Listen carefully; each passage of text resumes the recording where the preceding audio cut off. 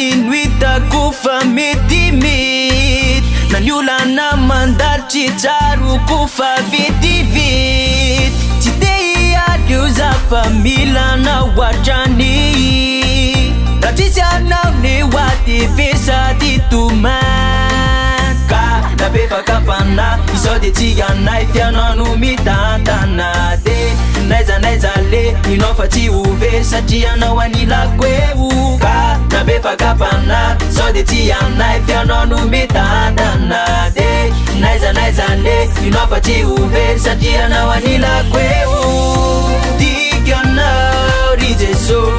sikwe Kamitala wazilo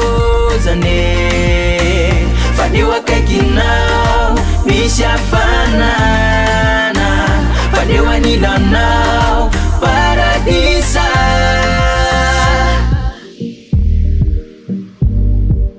Paradisa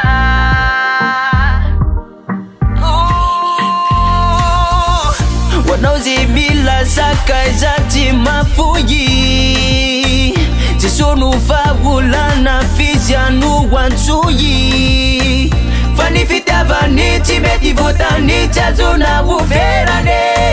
Demana tunazifizi chimipetiza di pamela yerugera Nabefa kapana tena wazamana fizinu mitandana de Resule famunte kama nulurate temira mafiwe Tikana rijeso sikwe Kamitala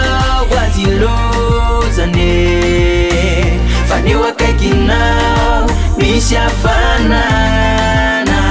Faniwa nilanao paradisa